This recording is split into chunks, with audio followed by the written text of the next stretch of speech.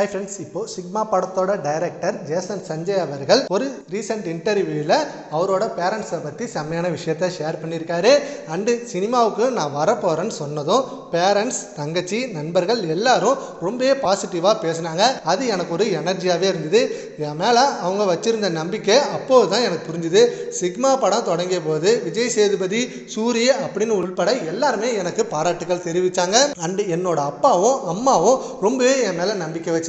அவங்களோட நம்பிக்கையை இந்த படத்து மூலமாக நான் காப்பாற்றிருக்கேன் அப்படின்னு நான் ரொம்பவே நம்புகிறேன் அப்படின்னு சொல்லி அந்த இன்டர்வியூவில் பேசியிருக்காரு. இந்த சிக்மா படத்தை வெற்றிகரமாக முடிச்சு இப்போ படம் ரிலீஸ் ஆக வெயிட் பண்ணிட்டு இருக்கு. அண்ட் அவரோட முதல் படம் மாதிரியே இல்லை, பல எக்ஸ்பீரியன்ஸான டைரக்டர் எப்படி ஒர்க் பண்ணுவாங்களோ அதே போல தான் ஜேசன் சஞ்சயும் ஒர்க் பண்ணியிருக்காரு அப்படின்னு இந்த படத்தில் நடித்த சந்தீப் கிஷன் அவர்கள் ஒரு ரீசெண்ட் இன்டர்வியூவில் பேசியிருந்தாரு. இவர் கூட ஒர்க் பண்ணது எனக்கு ரொம்ப பெருமையாக இருக்குது. நான் இவர்கிட்ட நிறைய விஷயங்கள் கற்றுக்கிட்டேன். விஜய் கிட்ட இருக்க அதே எனர்ஜி ஜேசன் சஞ்சய் கிட்டே இருக்குது. எப்போ பார்த்தாலும் ஏதாவது ஒரு ஒர்க்கை செம்மையாக பண்ணிகிட்டே இருப்பார். அதை பார்க்கும்போதே எனக்கு ரொம்ப ஆக்டிவாக இருக்கும் அப்படின்னு சொல்லியிருந்தாரு.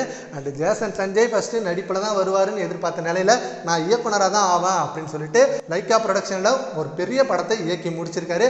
அது ஒரு மிகப்பெரிய சவாலாகவே அமைஞ்சிருக்கு அவருக்கு. அண்டு இப்போது அந்த இன்டர்வியூவில் நான் இயக்குனராக போகிறேன், முதல் படம் எடுக்க போகிறேன் அப்படின்னு சொன்னதுமே அவரோட குடும்பமே அவருக்கு அவ்வளோ சப்போர்ட்டிவாக இருந்திருக்காங்க. அவங்க கொடுத்த பாராட்டு தான் அவரோட ஃபுல் எனர்ஜி அப்படின்னு ஜேசன் சஞ்சய் அவர்கள் வெளிப்படையாக சொல்லியிருக்காரு. இதை பற்றி உங்கள் ஒப்பீனியனை நம்ம கான்பர்ஸில் கவுண்ட் பண்ணுங்கள். Thank you friends.